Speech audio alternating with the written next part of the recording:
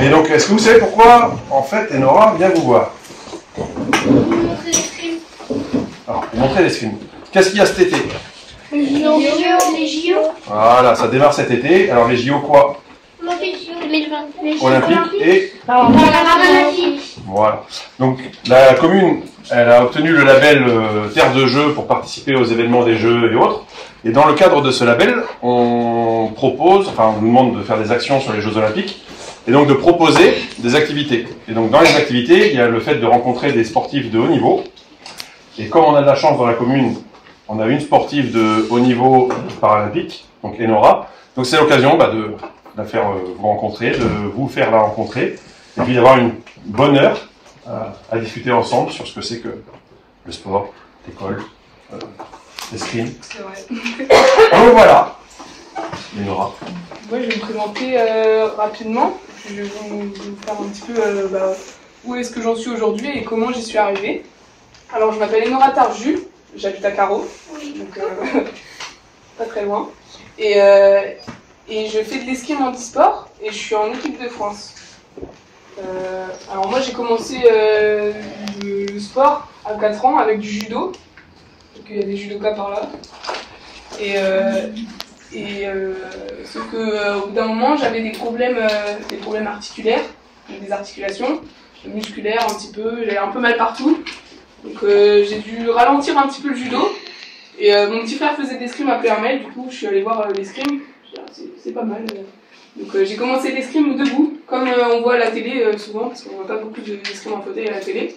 On voit beaucoup d'escrime, enfin beaucoup, on n'en voit pas beaucoup, mais on voit principalement de l'escrime valide.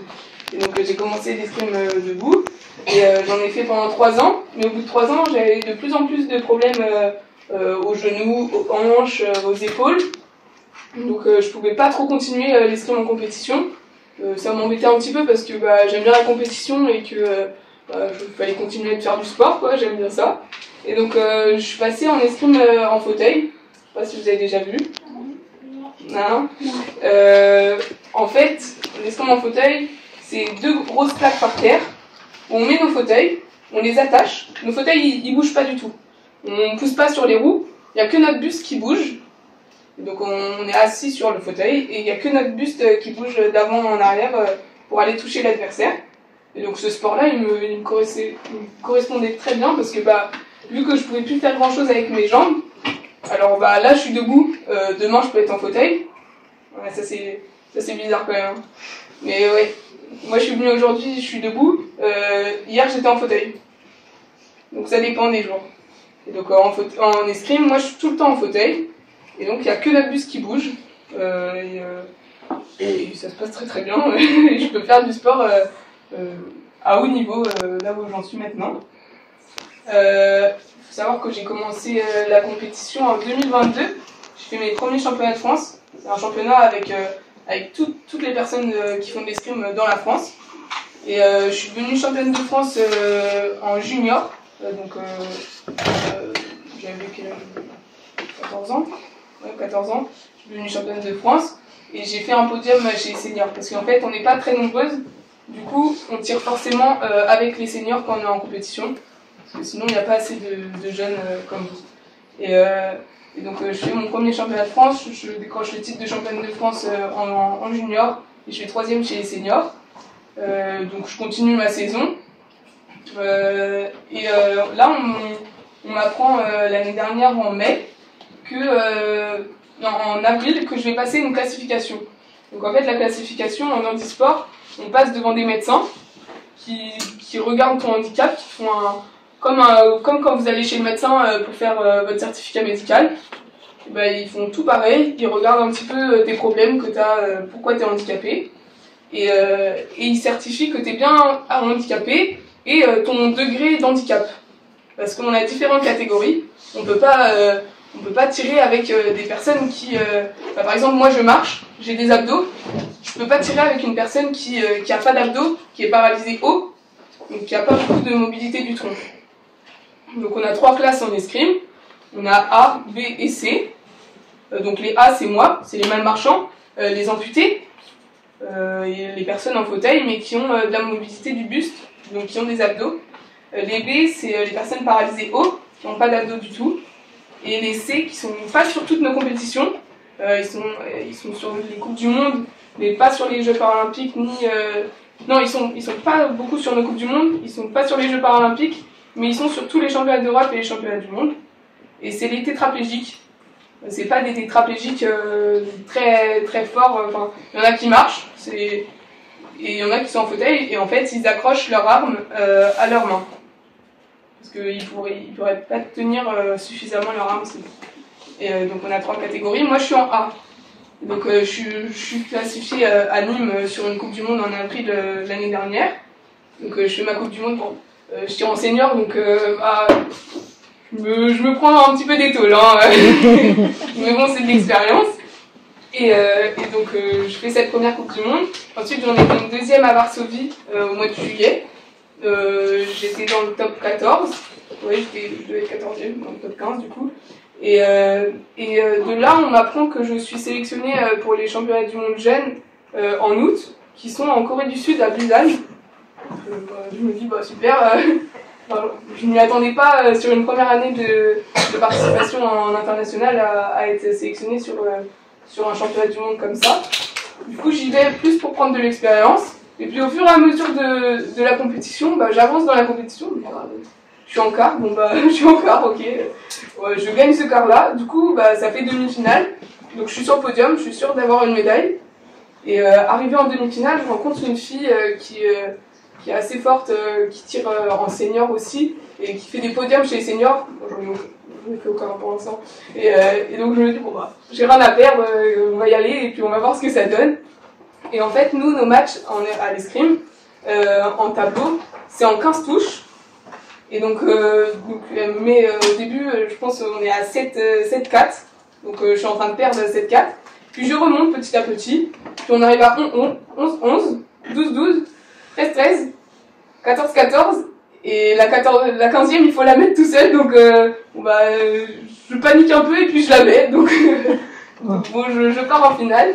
Et puis en finale, je perds parce que la fille, elle est quand même bien plus forte. Et donc je suis devenue vice-championne du monde en août. Donc voilà. Et là, en janvier, on avait une Coupe du Monde à Cardiff, au Pays de Galles. Je sors 11e, je crois. Et j'ai été sélectionnée en mars, sur la première semaine de mars, sur les championnats d'Europe qui se sont tenus à Paris. Bon, c'était du gros niveau, j'ai pris un peu une tôle, mais bon, c'est comme ça qu'on apprend. Hein. Et donc voilà, je suis ici. Alors je ne vais pas participer aux Jeux de Paris 2024, moi, parce que je suis très jeune. Je suis rentrée sur le circuit l'année dernière, comme je vous l'ai dit. Du coup, il y a une grosse partie des compétitions qui étaient sélectives, qui sont déjà passées. Donc il faut avoir des points et j'ai pas assez de points pour participer à Paris, mais vu que je suis très jeune, on vise plus Los Angeles en 2028 et Brisbane en 2032 hein, si on peut, donc voilà. Bravo.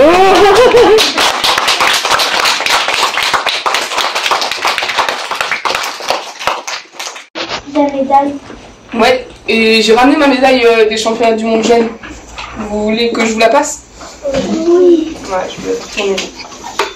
Du coup, c'est la médaille d'argent, la médaille de deuxième. Je peux la faire passer.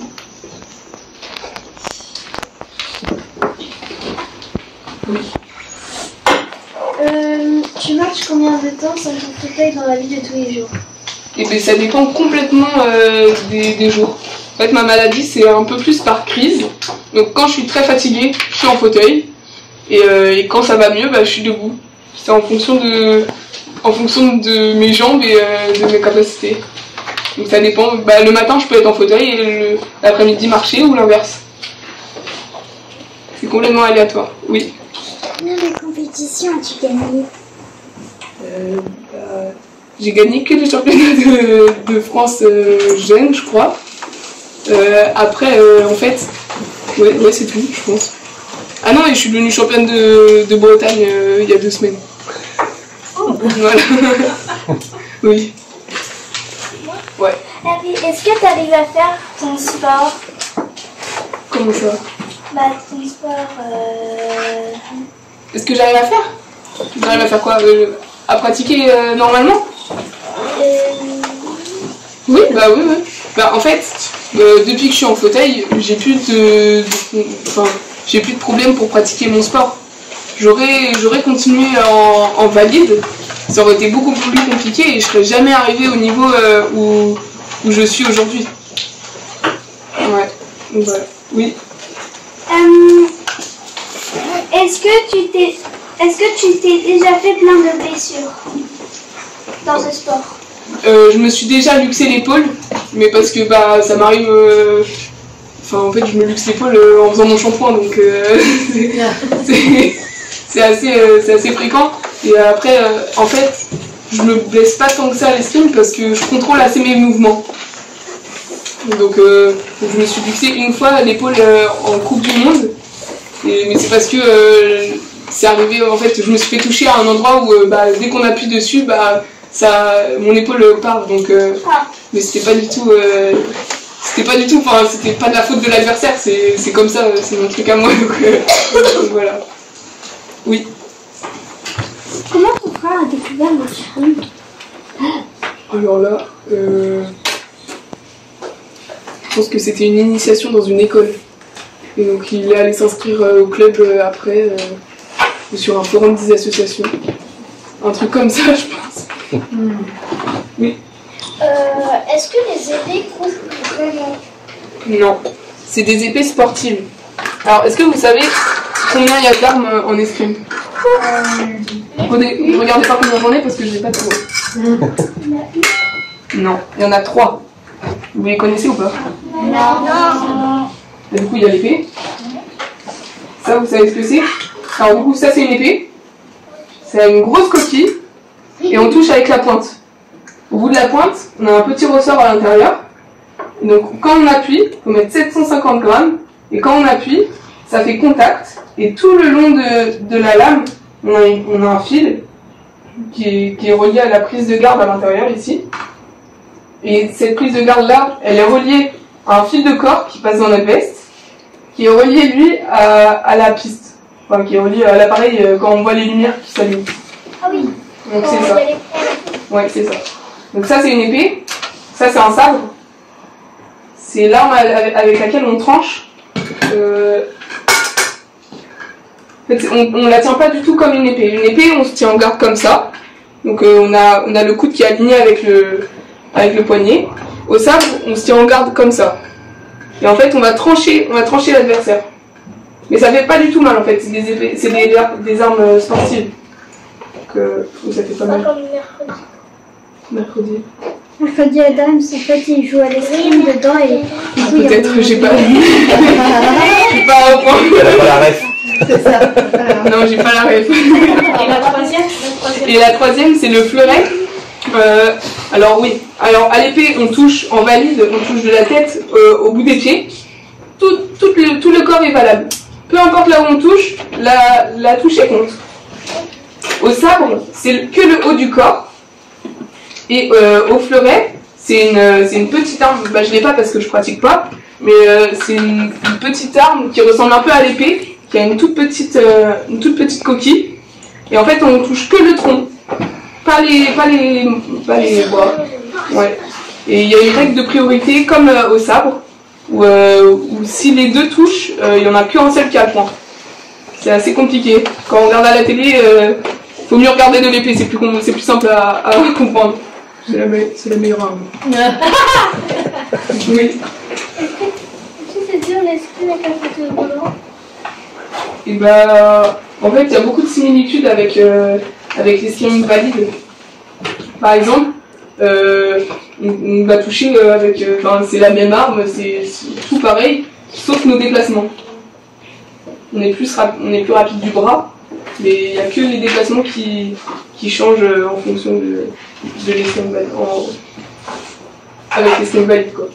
Mais on a beaucoup de... Par exemple, moi, dans mon club, je suis la seule à faire de l'escrime en fauteuil. Donc c'est mes coéquipiers, c'est des escrimeurs qui tirent debout, qui viennent en face de moi, qui se mettent dans un fauteuil et qui tirent avec moi pour pouvoir m'entraîner. Donc voilà, donc ça change pas tant que ça. Oui. Tu as quel âge? J'ai 17 ans. Voilà, je suis au lycée. Oui. As-tu déjà eu des critiques à cause de ton handicap ou ton sport? Et bien, j'ai jamais eu de problème, moi. Je suis toujours assumée avec mon handicap quand ça se voit. En fait, j'ai un handicap invisible. Quand je suis debout, on ne peut pas savoir que je suis handicapée. Je vous l'aurais pas dit, vous l'aurez pas deviné. Mais par contre, quand je suis en fauteuil, là, on se dit, ah, elle est handicapée. Mais moi, j'ai aucun problème avec le regard des gens. Globalement, les gens, ils regardent pas trop. Hein, donc, après, il y a des petits qui regardent parce que souvent, vous ne voyez pas beaucoup de personnes en fauteuil roulant. Qu'est-ce qu'il fait celui-là? C'est bizarre. Hein. Mais bon, c'est pas méchant, hein, c'est juste que vous en voyez pas assez. Oui. C'est quand ton anniversaire? C'est le 7 mars. Il est déjà passé. Oui. Est-ce que tu continues à aller à l'école ou au lycée et est-ce que tu as assez de temps pour ton sport ou pour l'école Comment tu arrives à faire les deux en même temps? Ouais, je suis en première. Et en fait, j'ai pas du tout d'aménagement d'emploi du temps parce que je suis la seule à pratiquer, avoir cette pratique-là en compétition, en Bretagne en fait.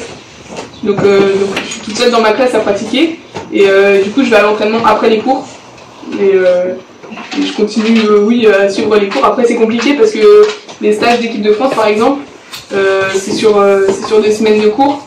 Donc je rattrape quand j'ai des pauses ou j'ai des trucs comme ça. Et pareil, les compétitions internationales, ça dure la semaine. Et donc je rattrape pareil quand j'ai du temps.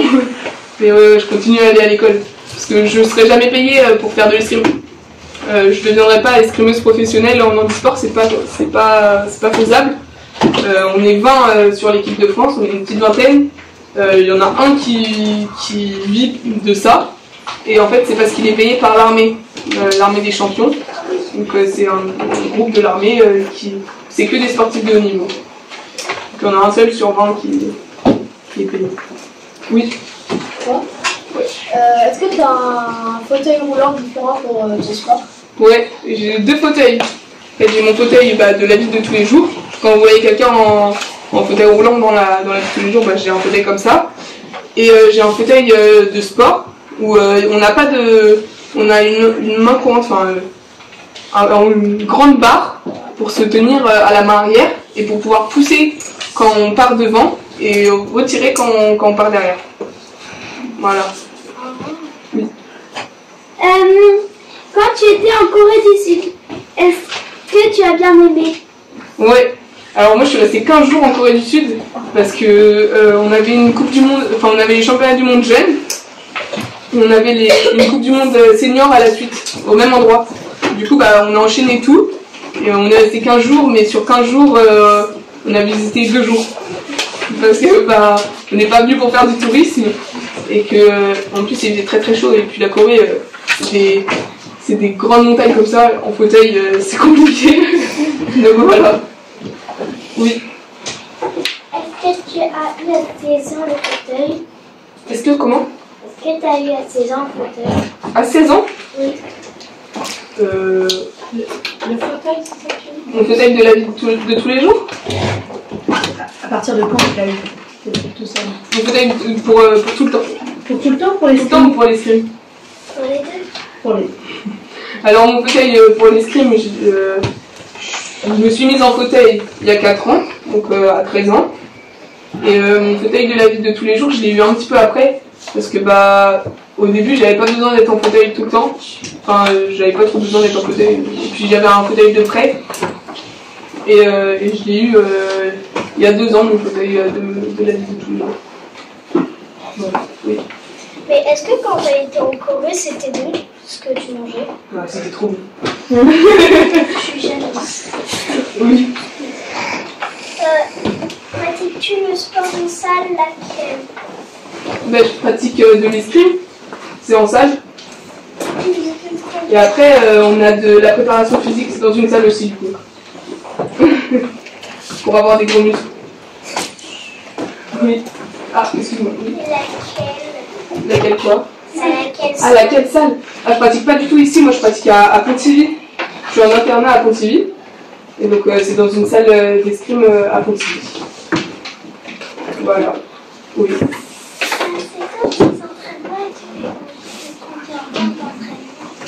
Alors moi sur une semaine, le lundi, j'ai 1h30 de préparation physique.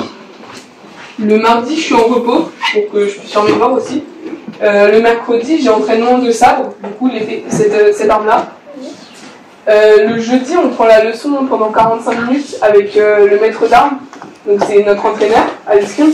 Et on prend la leçon, c'est que de la technique. Et le vendredi, j'ai entraînement d'épée et de sabre. Après les cours. Voilà. Oui. Est-ce que tu avais malgré ta maladie? À pratiquer l'escrime? Oui. Bah ouais.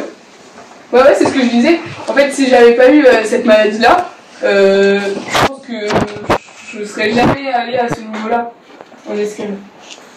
J'aurais dû m'arrêter parce que pour des problèmes de santé ou des trucs comme ça. Donc, si j'avais jamais sauté le pas d'aller faire de l'handisport, je n'en serais jamais ici, enfin, là où je suis. Ouais. Est-ce que tu as déjà voulu arrêter l'escrime? J'ai jamais eu. Non. Non, pour l'instant, ça fait pas très longtemps. À côté de personnes avec qui je suis en équipe de France, ça fait pas très longtemps. Moi, je suis la petite canette de l'équipe. Et donc, non, j'ai jamais eu cette envie-là d'arrêter. Après, en fait, moi, je faisais du judo avant. Et le judo, c'est un sport familial. En fait, toute ma famille en pratique. Du coup, je me suis dit, j'étais un petit peu dégoûtée d'arrêter le judo parce que j'aimais ça. Mais du coup, je suis restée arbitre régional au judo. Donc, je continue d'aller voir les judokas de temps en temps. Oui. Est-ce que... Ah oui. Est-ce que tu as confiance en toi malgré ton handicap? C'est une bonne question. Alors, j'avais pas trop confiance en moi avant de faire de l'escrime. Et puis ça commence à venir petit à petit. Je suis pas au max, hein, des fois je me dis, de toute façon je vais me faire éclater, ça sert à rien que j'y aille.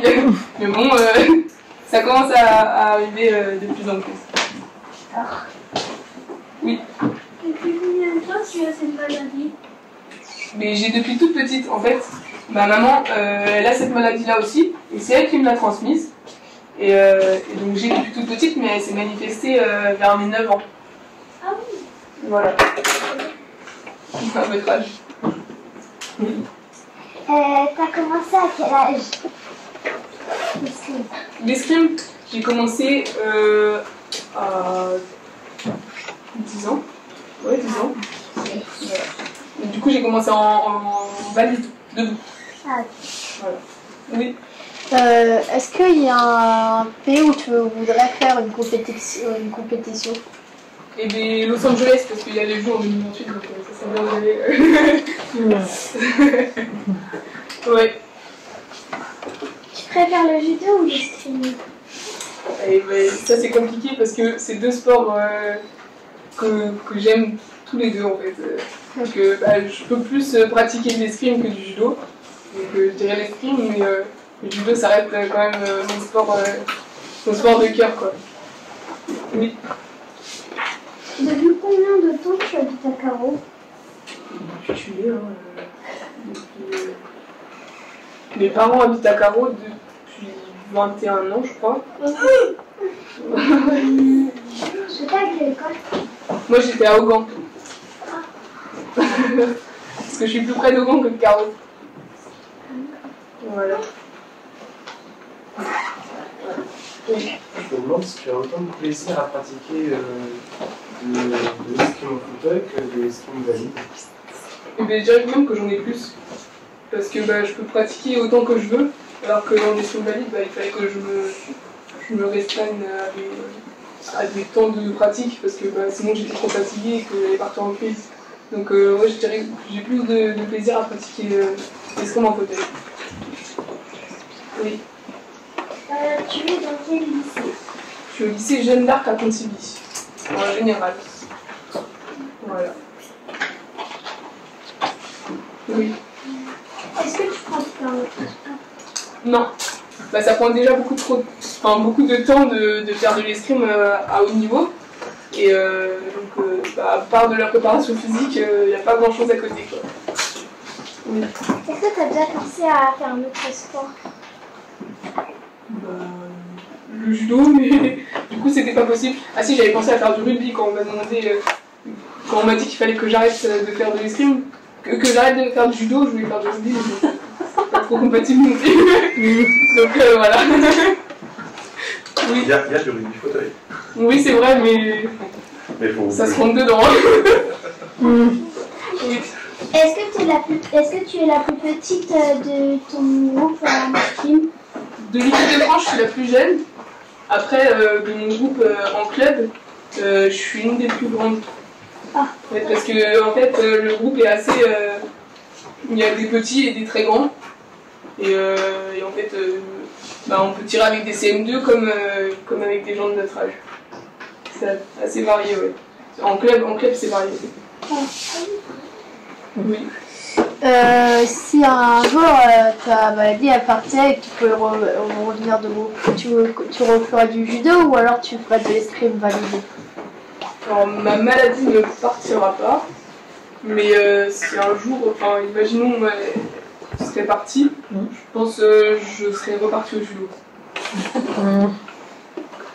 Parce que je préfère le judo que l'escrime valide. Voilà. Oui.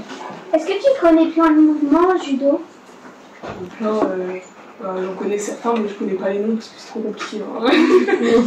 Franchement, c'est joli à regarder, mais je laisse faire à ceux qui savent faire.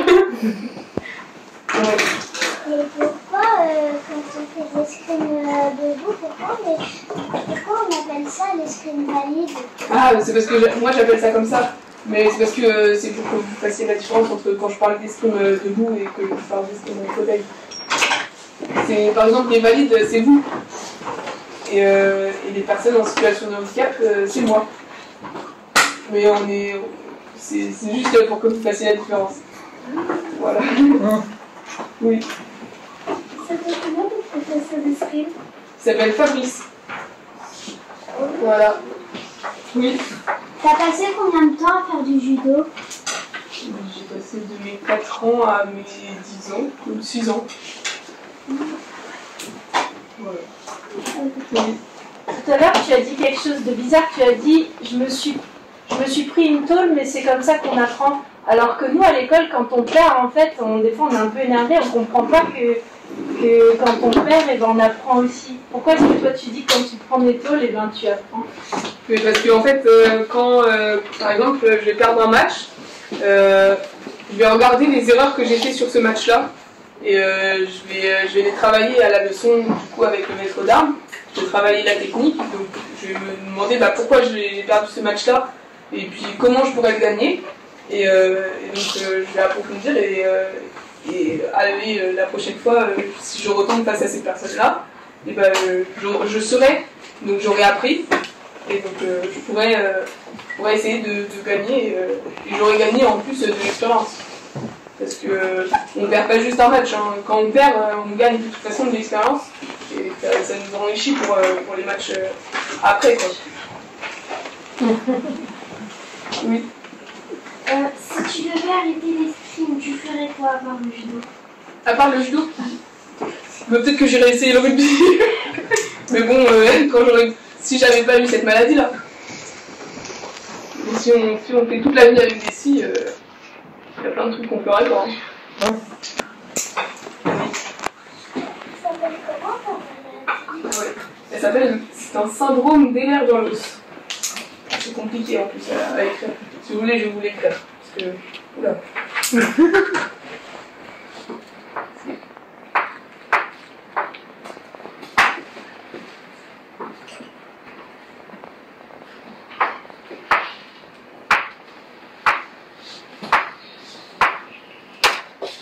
Voilà. C'est écrit bizarre. Il y a des plus jeunes là qui avaient pensé à une question. Quelle tenue portes-tu quand tu fais des... Ah oui. Mais on est bien protégé à l'escrime. En fait, on a un pantalon Donc c'est un pantalon qui protège, c'est pas un pantalon comme on a, c'est pas un jean en fait.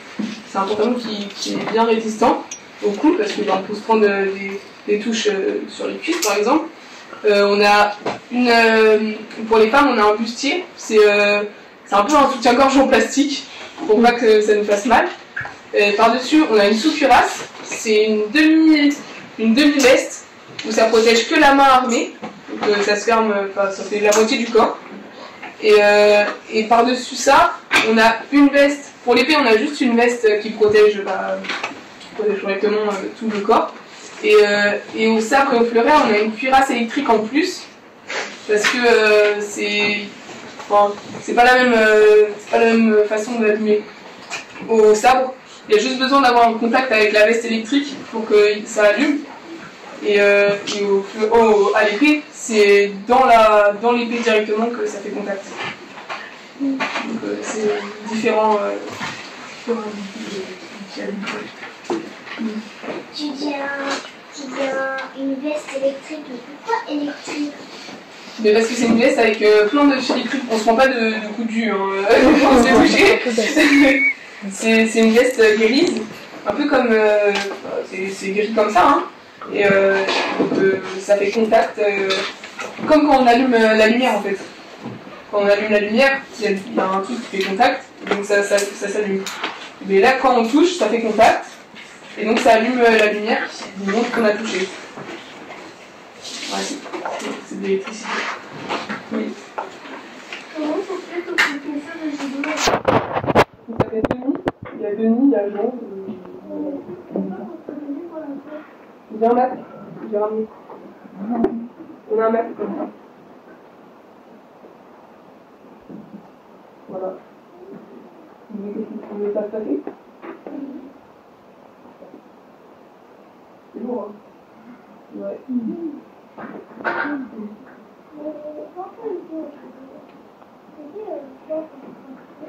Je me suis arrêtée à la ceinture bleue.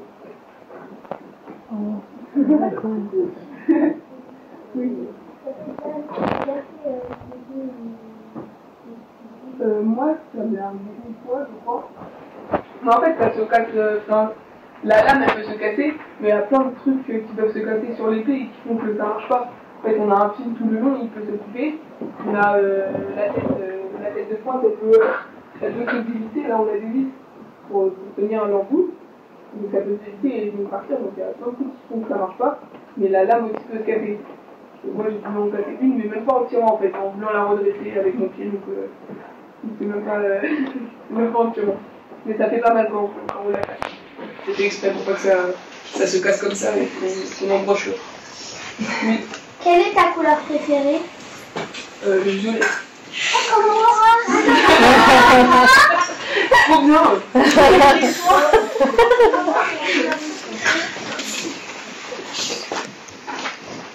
Non, je l'ai fait. Quel est le poids des habits Je pense que le plus lourd c'est le masque et l'épée. Ouais. Les habits, on a chaud, mais c'est pas lourd en fait. Non, c'est pas une cotte de maille. Hein. Non, je veux dire qu'il avec tout ce que vous avez sur le dos. En fait, on a chaud, mais on ne prend pas le poids. Ah oui, et à l'épée, en valide, on peut coucher de la tête aux pieds, j'ai dit tout à l'heure. En envie, on a une grande jupe qui recouvre tout le fauteuil et nos jambes. Pas qu'on puisse toucher les jambes, parce que déjà ça fait mal, et en plus on ne serait pas à égalité. Si en fait elle n'a pas de jambes, je vais pas lui toucher les jambes quoi. Donc on a une grande jupe qui donne pas qu'on s'allume quand on touche. Est-ce que t'as le droit au bisou à ton ami? Ouais, il n'y a pas de problème avec ça. Après, par exemple, je vais pas mal regarder ma bague pour tirer parce que on ferme notre arme comme ça et puis c'est pas pratique, mais on a le droit. Oui. Non, c'est pas du ma maman. C'est pas existe. J'ai la maison de mes parents. Et après, moi, je suis en internat la semaine. Du coup, je fais ma semaine ici, en fait. Je rentre pas tout moi le temps. Voilà. comme tu as de la force dans tes jambes, est-ce que tu es contrôlé pendant les matchs pour être sûr que tu ne te perds pas de tes jambes Mais moi, j'accroche les jambes, mais tout le monde n'est pas obligé de les attacher. Moi, j'attache les pieds pour être sûr, parce qu'en fait, on n'a pas le droit de lever les deux têtes. On a des juges qui regardent nos têtes. Nos têtes, c'est pas mal. Et en fait, on regarde, parce qu'en fait, on a une plaque en plexiglas derrière, qui est transparente. Et ils regardent si on lève bien une tête. Moi, une tête, c'est pas les deux. Donc, moi, j'ai de la force pour le pied, mais j'ai le droit d'appuyer quand même pour aller plus loin. Mais tant que je ne lève pas une tête. Et du coup, t'as bien levé les fesses? Ça m'est jamais arrivé. En circuit national, je crois. Je me suis levée, je crois, une fois. Mais l'arbitre ne savait pas trop si j'avais bien levé mes fesses. C'était juste mon bâton. En fait, peut-être en contrôle comme le font l'arbitre, en fait. C'est assez compliqué. Mais il y en a beaucoup qui lèvent leur tête.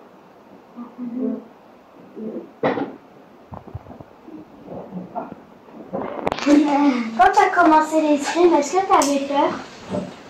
Peur de quoi? Bah. Des arbres? Oui. Non, parce que j'ai commencé, j'étais assez petite, on faisait avec des arbres. En fait, j'ai essayé avec des arbres en plastique, comme par exemple si quelqu'un vient faire une initiation dans notre classe, souvent ils donnent des arbres en plastique et ça fait pas du tout mal. Et puis en plus on apprend, après quand on passe avec des armes comme ça, on apprend à se protéger aussi. C'est le but de l'escrime. On veut aller toucher, mais on veut aussi se protéger pour pas que l'autre arrive à nous toucher. Donc ouais, c'est ça. Oui. C'est où t'es allé plus loin pour faire une mission? Mais c'est la Corée du Sud. C'était long l'avion. Oui. Est-ce que t'as bien mal quand t'as touché? Ouais. Mais ça passe rapidement, tu penses pas trop. Après tu comptes tes boules après le match. Mais pendant le match, tu l'as touché. De toute façon, toi aussi tu peux lui faire mal sans faire exprès, donc c'est pareil, c'est le jeu. Hein. Oui. À quel âge t'as fait ta première médaille sur l'air? Compétition en valide, je vais avoir 11 ans. Et en Andy, c'était il y a 3 ans, j'avais 16 ans. Non, j'avais 14. Voilà. Comment? À Pierre-May. Ouais. Comment? Oui, ouais. Mais mon papa, c'est le président du club de Paris. Oui. Moi? Ouais.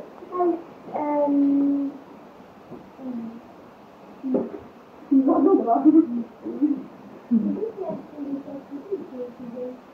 non, c'est nous. En fait, tout notre matériel, c'est la nous faite, c'est lui qui le fait nous.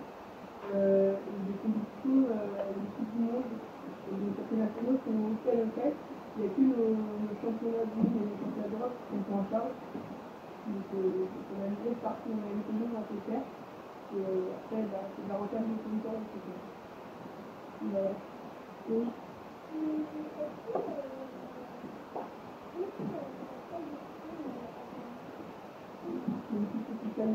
Cette même la réussite que j'avais, parce que c'était une salle à l'hôpital, toute volonté, tout le matériel du film en Andy, c'est compliqué parce qu'il n'y a pas d'ascenseur. Donc en plus, notre armes n'avait pas de diplôme pour enseigner notre sport. Donc je suis allée à Paris parce que maintenant on avait un diplôme, mais aussi des gradins. Aussi des gradins du sol de vie. On était pas familier, mais ça passe. Oui. Quelle est ta nourriture préférée? Les pâtes et celui. Tout le monde n'a pas dit moi.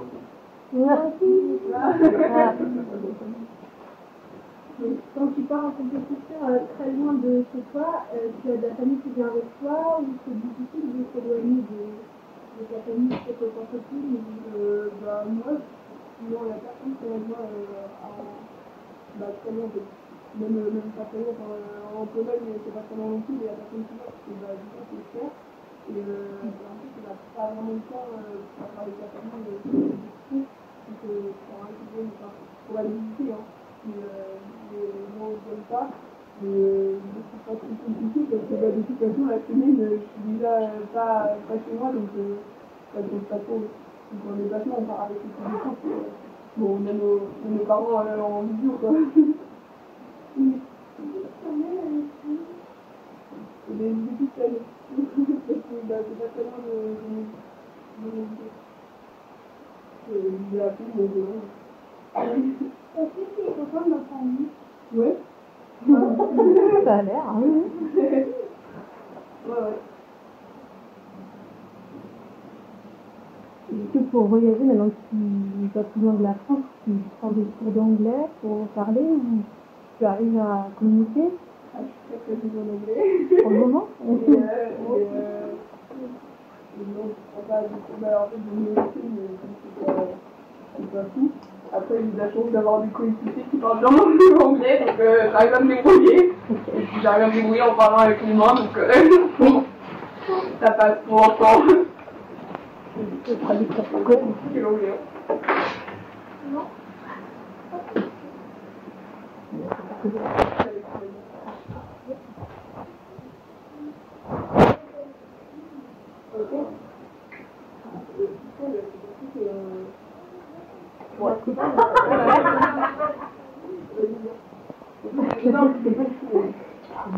On va faire genre ça c'est comment tu connais?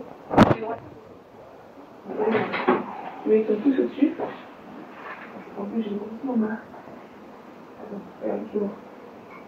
Hop, 2 doigts derrière, un peu dessus, et 2 doigts là.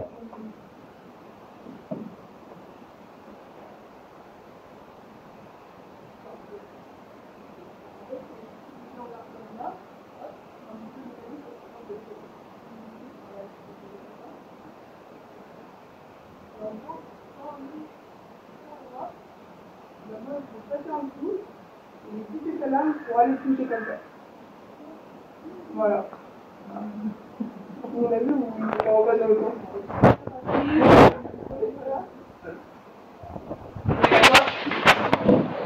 Hop, on touche, passe en dessous, passe au-dessus, hop, on touche là. C'est pas mal. Trop fort. Merci. Ça te va? Oui. Quelle est ta boisson préférée? C'est l'eau. J'adore l'eau. T'as 40 ans, elle n'aura plus. Oui. Une personne qui En anglais, si tu joues, c'est plus compliqué. Hein. Voilà, on a fait le tour. Tu disais qu'il fallait passer au-dessus, on ne peut pas passer en dessous alors. Si aussi. Ah si, d'accord. Si, c'était juste là pour... Ok. On peut passer là où on voit quelque chose qui... On peut aller toucher, on passe. Même si on voit un petit bout de main, hein, on va toucher à la main. À l'épée, on peut toucher partout, donc... Voilà. Oui. Il y a des gens qui disent que tu l'as pas touché alors que tu l'as touché. Mais il n'y a pas de ce problème-là, parce qu'on a les appareils qui s'allument. Donc, si on a touché, il y a la lampe, si on n'a pas touché, il n'y a pas la lampe. Après, en club, souvent, on ne tire pas forcément avec l'appareil électrique. On sait que, ah, mais je t'ai touché, ah non, tu m'as pas touché. C'est un entraînement de toute façon, donc tu passes à la prochaine touche. Hein.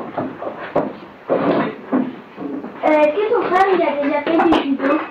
Ouais, mais toute ma famille, j'ai 2 petits frères et une grande sœur. Et tout le monde fait du judo. C'est une génération? Non, c'est ça, tout le monde y est.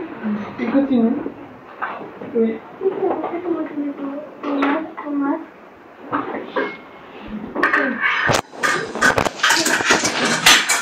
Vous avez essayé de le mettre? Non. Vous n'avez pas réussi?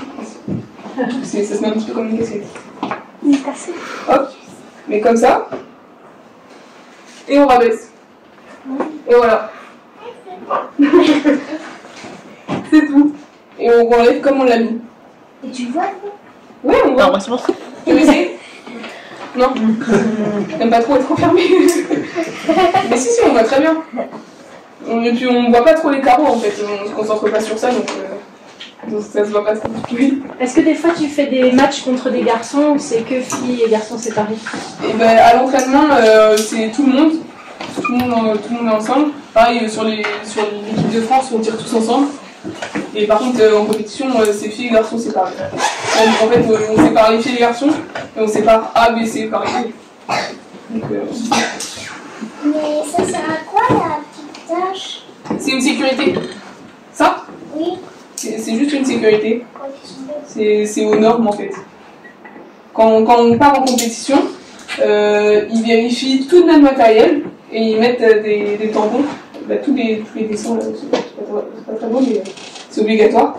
Ils vérifient tout notre matériel pour voir si c'est aux normes et si on est bien protégé. Et pareil pour les épées, voir si on triche pas, des trucs comme ça. C'est technique. Oui. Est-ce que tu dois t'attacher les cheveux pour mettre ton casque? Ouais, c'est plus pratique. Comme ça, on n'a pas le cheveu. Souvent, je fais des tresses. Ça tient bien. Pareil. Oui. Tu écoutes quoi comme style de musique? Ah, j'écoute de tout. De tout. Oui. Par exemple, toi t'es quoi la journée? Je regarde pas trop la télé. J'ai pas trop le temps en fait. Et puis en plus, je suis à l'internat donc il n'y a pas la télé. T'as côté chez toi? Donc quand je suis chez moi, bah, je regarde pas vraiment la télé. Oui. Est-ce que tu vois tes parents que tous les week-ends? Ouais, ou alors quand ma maman, bah, par exemple là aujourd'hui, ce matin j'étais en classe. J'étais à Pontivy, moi, au lycée. Puis cet après-midi, j'avais un trou dans l'emploi du temps, donc je suis venue vous voir. Et c'est ma maman qui est venue me chercher pour venir. Donc ouais, je vois mes parents quand j'ai besoin, quoi. C'est qui qui t'a emmené? C'est ma maman. Non mais ici, elle est pas. Ouais, c'est ma maman. Oui. Tu disais que c'était à vous d'acheter les équipements, mais du coup, il existe plusieurs gammes d'équipements ou il y a qu'une seule Non, il existe plusieurs types d'équipements en fait. Nos masques, moi j'ai celui-là, mais j'ai des copines en équipe de France qui n'ont pas du tout celui-là. C'est en fonction de notre ressenti aussi. Et pareil, nos épées, en fait, on les monte. On achète la lame, on achète la coquille, on achète la poignée, tout. Donc ça dépend de ce que tu veux sur ton épée en fait. Donc, ça peut aller du bas de gamme à plus cher si tu veux un peu plus de qualité, quoi. Ces épées-là, c'est pas des épées qu'on retrouvera en club. Hein. C'est un petit peu plus cher qu'une épée de club. Oui. Moi? Ah oui. Est-ce que tu as une colocataire dans ta chambre de lycée? Et bien, notre internat, il est super bien fait. Parce qu'on a des chambres individuelles. Comme ça, je peux travailler tard le soir si je suis rentrée tard de l'entraînement. On a des chambres individuelles. Et au milieu, peut-être on a 4 chambres en étoile comme ça. Hop. Et au milieu, on a un sas, un petit endroit, avec des toilettes et une douche. On se partage avec la chambre. Ouais, super bien fait. Ouais. Est-ce que toi, tu t'es déjà trouvé des chambres à l'intérieur? Non. Non. Oui.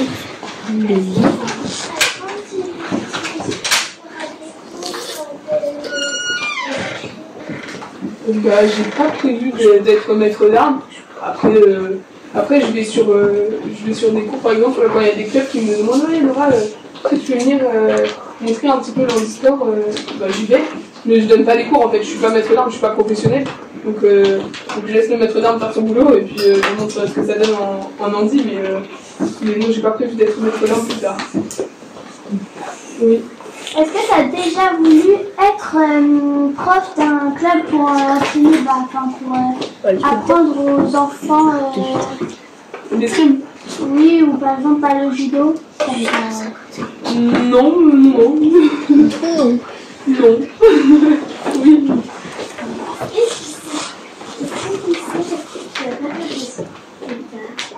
Mais j'aimerais bien devenir kiné. Kiné avec les enfants en rééducation. Oui. Est-ce que tu retournes au lycée cet après-midi ou pas? Non, j'ai fini. C'est pour ça que j'avais pas cours de l'après-midi, du coup, je suis venue vous voir.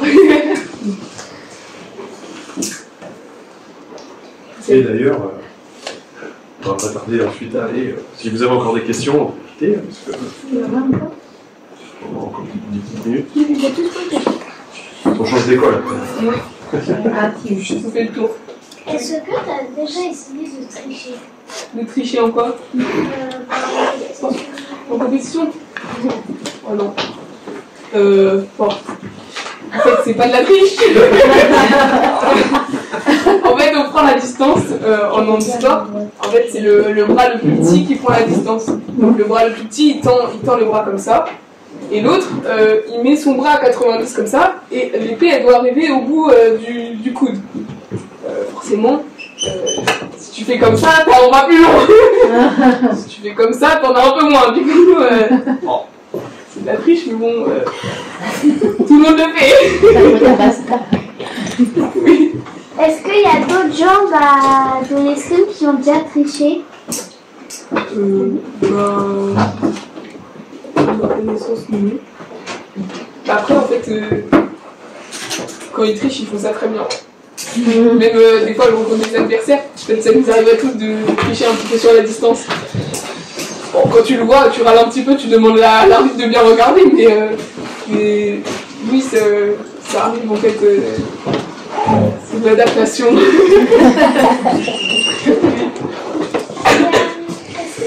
Quand tu joues avec ton adversaire, est-ce que tu vois les autres qui jouent à côté de toi? Comment Est-ce que vous êtes plusieurs tirs en même temps? Ah ouais, bah en fait, ouais, souvent sur les compétitions, il n'y a pas un match après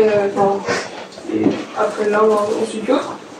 C'est beaucoup de matchs en même temps, mais quand tu es dans ton match, en fait, tu vois pas ce qu'il y a autour.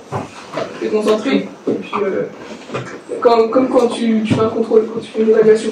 Quand tu fais les photos, tu fais n'importe quoi à côté, tu es concentré. Oui. Comment est-ce que tu dire que tu fais un peu? Je peux pas vous dire ça.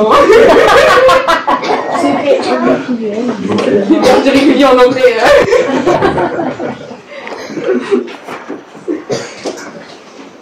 C'est bon? Vous savez tout maintenant.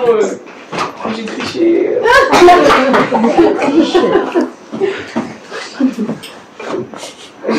Il y a quand même beaucoup de travail. Oui, beaucoup de travail quand même. On va tout balancer à Jackie. Je peux pas tricher à chaque fois. Oui. Est-ce que tu as déjà sauté des cours d'escrime? Ouais. Bah parce que quand j'ai des grosses évaluations ou des bacs blancs, je privilégie l'école avant le sport. Comme j'ai dit, je n'ai pas vivre du sport, donc il faut bien que j'assure un diplôme derrière. Donc, ouais, quand j'ai des grosses évaluations, je ne vais pas forcément à l'entraînement.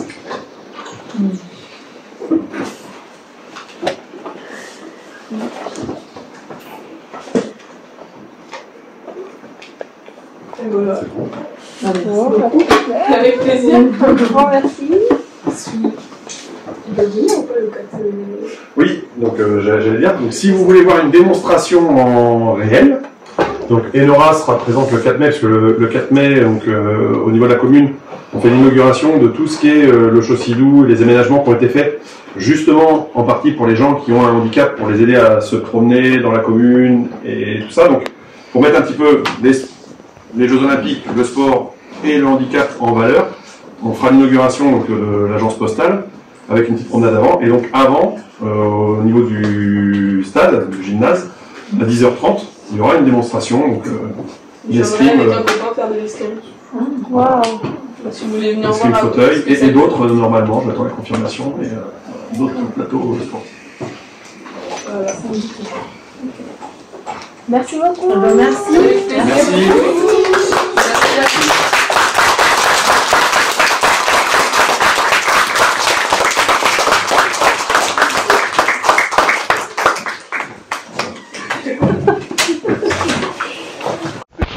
Un truc qui va arriver à partir de cet été, parce que vous en avez entendu parler un petit peu. C'est les Jeux Olympiques. Les Jeux Olympiques. Voilà, les Jeux Olympiques. Alors, il n'y a pas que les Jeux Olympiques, il y a les Jeux Olympiques et les Jeux Paralympiques. Exactement. Et donc, dans ce cadre-là, en fait, la commune donc, a été labellisée Terre de Jeux. Ça veut dire qu'en fait, on a un label pour promouvoir le sport et aussi promouvoir le sport pour les jeunes. Et donc, on a cette chance à Carreau, puisque Enora habite la commune et elle est sportive de haut niveau. Donc, dans le cadre de ces animations-là, on peut vous faire rencontrer les sportifs. Et donc, Enora est là pour ça, donc vous allez pouvoir avoir avec vous toute cette fin d'après-midi et poser toutes les questions que vous voulez. Enora. On a tout lu, là? Bah oui, après les petits nous rejoindront au fur et à mesure. Ok, ça marche. Mais moi, je m'appelle Enora Tarju, j'ai 17 ans et je suis membre de l'équipe de France d'escrime en handisport, d'escrime en fauteuil. Je sais pas si vous avez déjà vu. Non, jamais. Vous avez déjà vu l'escrime? Oui, moi j'en ai fait. Et scrap, c'est pas compliqué. Et donc c'est de l'escrime en fauteuil, et ben, c'est presque pareil que l'escrime debout, sauf que on ne peut pas bouger nos jambes. Moi j'ai commencé en faisant du judo à 4 ans. Donc j'ai fait du judo jusqu'à mes 10 ans. Et à 10 ans, je commençais, même 9 ans, je commençais à avoir des problèmes articulaires, donc à mes articulations, mes genoux, mes hanches, mes épaules. J'avais un peu de problème, j'avais des luxations, donc mes articulations se déboîtaient. Et donc je pouvais plus faire trop d'escrime de judo en compétition, parce que ça m'embêtait un petit peu parce que j'aimais bien ça et j'aimais bien la compétition surtout. Donc bon, c'est pas grave, j'ai trouvé autre chose. Et mon petit frère faisait de l'escrime. Du coup je suis allée essayer de l'escrime, j'ai commencé l'escrime du coup, en debout, en valide.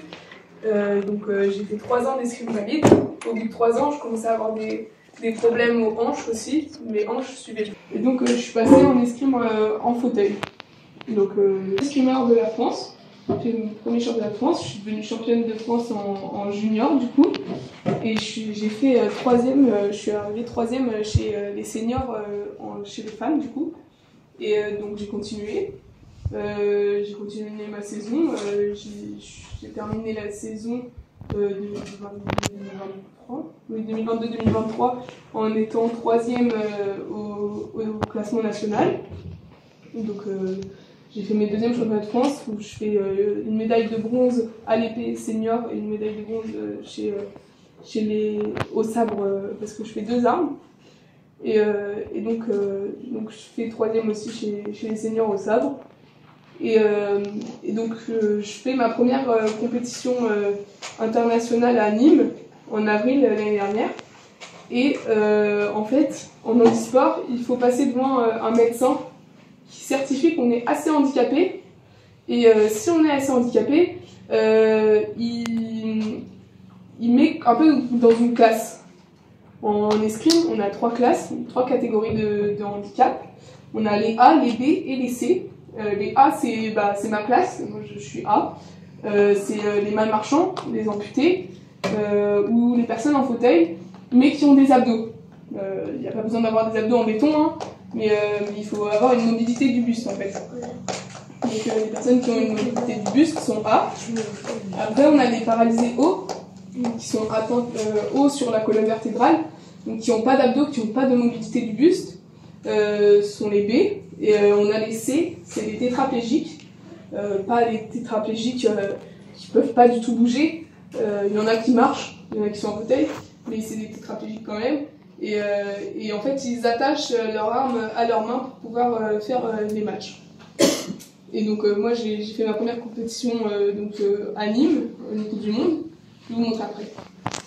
Et donc j'ai été classifiée A. Ensuite j'ai fait une 2e Coupe du Monde à Varsovie en Pologne où j'ai terminé dans le top 15.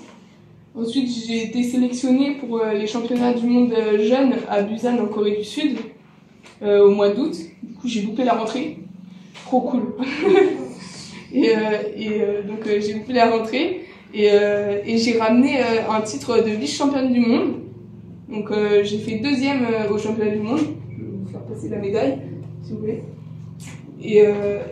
Et suite, donc ça a continué comme ça. C'est impressionnant. Ah bah oui, on a fait du voyage, il faut que ça soit lourd quand même.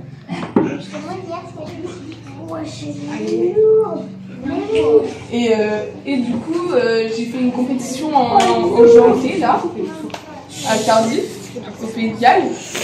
Et en mars, j'ai été sélectionnée pour les championnats d'Europe à Paris, qui se sont déroulés début mars. Et voilà. Tout ça. Est-ce que vous avez des questions? Vous allez aux Jeux Olympiques maintenant, aux Jeux Olympiques. À Paris? Oui. Non. Je vais vous montrer. Non, je vais pas faire celui de Paris parce que je suis rentrée trop tard sur le circuit international. En fait, pour aller aux Jeux paralympiques, il faut avoir un certain nombre de points dans le classement. Et quand je suis rentrée sur le circuit international, il y avait une grosse partie des compétitions qui étaient déjà passées. Donc moi, je pouvais pas rattraper les points des compétitions qui étaient déjà passées. Donc j'ai pas fait ce... Je me suis pas mis en route pour faire cette course-là. Et par contre, je ferai la course pour aller à Paris, pour aller à Los Angeles en 2028 ou à Brisbane en 2032 en Australie. Oh, c'est beau. Ouais. Oui. Les Jeux paralympiques. Je suis en escrime fauteuil. Voilà. Est-ce que vous savez... Et ça doit être difficile de tenir l'épée puis de la rouler. Eh bien non, parce qu'en fait, en escrime fauteuil, nos fauteuils ils sont fixes. Ils sont sur des grandes plaques qu'on appelle des handifixes. Et nos fauteuils ne bougent pas du tout, ils sont tenus par les roues. Et en fait, il n'y a que notre buste qui bouge. C'est pour ça que les catégories, il y a des catégories où il y a des abdos où on peut bouger le buste, des catégories où on ne peut pas bouger le buste. Donc, nos fauteuils ils sont fixes et il n'y a que notre buste qui bouge. Voilà. Donc on roule pas, parce que sinon on tournerait en rond. Oui.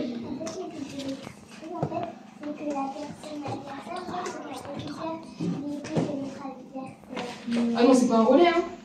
On va pas voler son épée. En fait, on doit toucher à l'épée, par exemple. Ça, c'est une épée. Alors, vous connaissez les 3 armes ou pas au escrime? Ouais, le fleuret. Est-ce que tu sais ce que c'est le fleuret? C'est le genre de manche? Non. Eh ben non plus. J'ai pas de fleuret. Ah oui.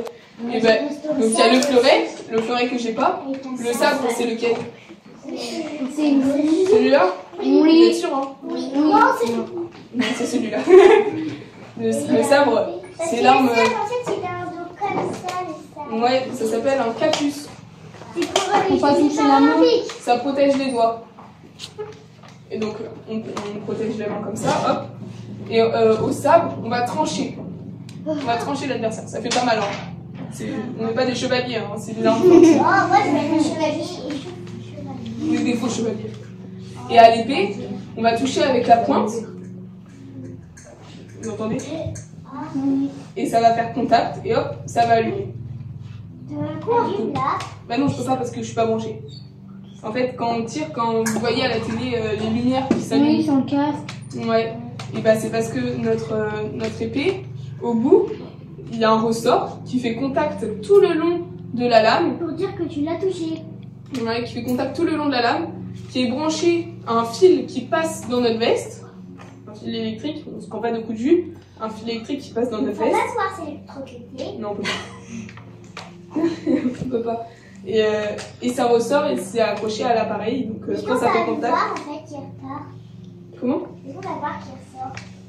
Non mais je me trimballe pas avec mon fil. Je mets que quand je dois tirer. Voilà. Et je disais quoi? C'était quoi la question? J'ai pas compris. C'est des épées. Ouais, du coup voilà. Moi je fais du sabre et de Mais cette l'épée. épée, elle s'appelle comment? Bah une épée. Elle a pas de nom, hein. C'est une épée. Et ça c'est un sabre. Ouais. C'est quoi le casque? Bah, c'est ça. Alors le casque c'est ce qu'on met sur notre tête quand on fait du vélo. Ça c'est un masque. Et après, ça Tu lèves la main, si. Si, c'est vrai. Ça, c'est un masque. Hein. Le casque, on met sur notre tête, comme ça. Quand on fait du vélo. Attends, je vais lever la main et tu coupes pas la parole. Normalement, ça se met. Oui, c'est pour ça qu'on appelle ça un masque. Comme ça, on ne peut pas faire mal. C'est ça, exactement. Dès que je le mette. Ouais, et après tu peux mettre comme ça fait tic tic tic tic. Comme ça. Oui, c'est que Bah oui. mais pourquoi ça sert à quoi ça? Il n'y a pas de pointe. Parce qu'en fait, je disais qu'au sabre, on tranche. On ne va pas toucher avec la pointe. On va trancher comme ça l'adversaire. Et en fait, ça va faire contact sur une cuirasse qu'on met en plus de notre veste. Une cuirasse qui est un petit peu grise et qui est avec des fils électriques. On ne se prend pas de coup de jus, hein. C'est juste ça fait contact et c'est relié à la barre. Voilà. Du coup, en fait, ça va continuer exprès. Oui, c'est ça. On a une tenue blanche avec un pantalon qui est fait exprès pour protéger. Oui. Est-ce que tu dois t'attacher les cheveux Ouais, je m'attache les cheveux sous mon masque parce que sinon on a les cheveux qui viennent dans les yeux. Oui. Mais tu dois avoir chaud avec toutes les couches d'épaisseur que tu dois avoir. Ouais, c'est vrai, il fait chaud. Vous savez combien on a d'épaisseur ou pas? Non. 3. Ouais. Ça dépend des armes. En fait, à la base, enfin, une tenue de base, par exemple pour l'épée, on met, pour les femmes, on met un bustier. Donc c'est une coque pour se protéger. Un couteau quoi. Un couteau Non, pas trop parce que je ne vois pas bouger avec un truc de moto. Mais c'est pour se protéger, ouais. Et on met un bustier, on met une sous-cuirasse, c'est ce qu'on met en dessous de la veste. C'est une demi-veste en fait qui protège que la main armée, protège de là à là. On n'a pas de manche de l'autre côté. On met par-dessus, on a une veste, donc une veste blanche, la veste blanche qu'on voit quand quelqu'un fait de l'épée. À l'épée, ça s'arrête là, et au sabre et au fleuret, par-dessus, on met une cuirasse électrique. Donc au sabre, c'est une cuirasse qui a des manches, et au fleuret, c'est une cuirasse où il n'y a que le tronc. Donc parce que au fleuret, il n'y a que le tronc qui est valable, au sabre, il n'y a que le haut du corps, tout le haut du corps. Le sabre, c'est le plus dangereux. Il n'y en a pas de plus dangereux. Non. C'est quoi les plus dangereux? Il n'y en a pas. Ils sont tous au même niveau. Ils sont tous pareils. Il y a différentes techniques, il y a différentes règles, mais il n'y a pas de plus dangereux. Oui.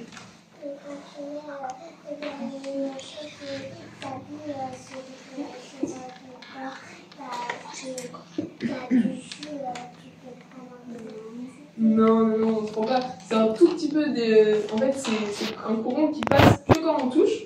Sinon, on ne ferait pas ce sport. Oui, c'est juste les médailles, quand vous gagnez une compétition, elles sont vraiment dans le métal, c'est vraiment en or, c'est vraiment en argent.